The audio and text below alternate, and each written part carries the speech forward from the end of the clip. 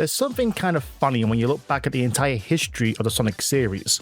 For a character that has fought literal gods, survived the destruction of time itself, and outran planet-wide catastrophes, Sonic has also had at least one adventure where things were just too easy for him.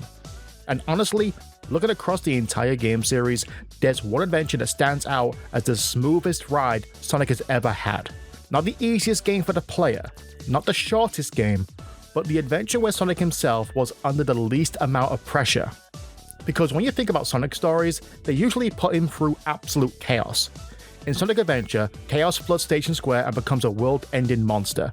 Sonic Adventure 2, Sonic gets framed by the military, launched into space, and nearly watches the Earth get destroyed by the Ark.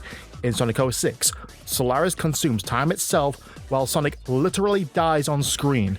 In Sonic Unleashed, the entire planet gets shattered apart by Dark Gaia.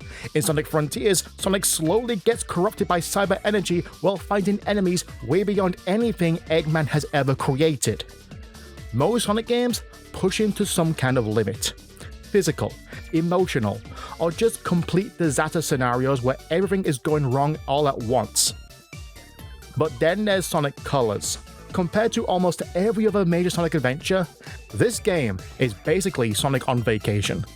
Think about how the story starts. Dr. Eggman builds an interstellar amusement park in space, claims he's turned over a new leaf, and immediately Sonic and Tails know he's lying.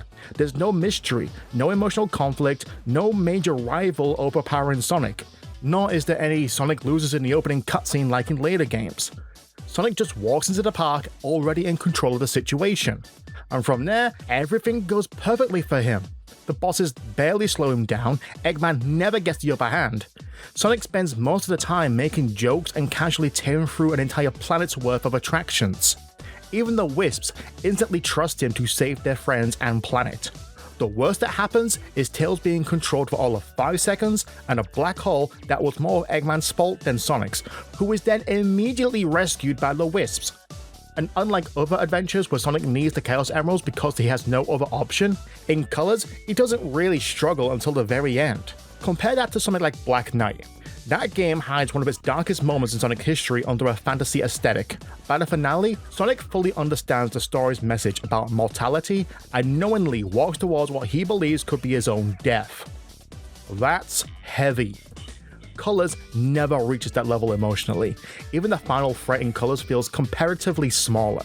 Yes, the Negawiz armor is dangerous. Yes, the amusement park collapsing could have been catastrophic, but Sonic never feels overwhelmed by it. You never get the sense that he's truly cornered.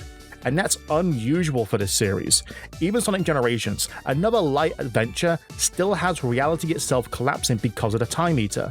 Entire timelines are erased and friends are frozen in time. Modern Sonic, along with classic Sonic, still have to deal with a cosmic level threat at the end with the help of the Chaos Emeralds. Colors doesn't really escalate that far. The entire adventure feels like Sonic at maximum confidence. Probably maximum comfort too. And honestly, that may have been intentional. After the dark tones of games like Sonic the Hedgehog and Sonic Unleashed, Sega seemed determined to make Sonic feel lighter, more approachable, and more comedic again. Colors was a part of that shift. The stage became simpler, dialogue became more comedic, and Sonic himself became almost untouchable throughout the story. That's probably why some fans love the game. It feels fun, energetic, and easygoing. But it's also why others, like myself, criticize it, because unlike other adventures where Sonic gets pushed to his limit, Sonic didn't really need to struggle in order to win.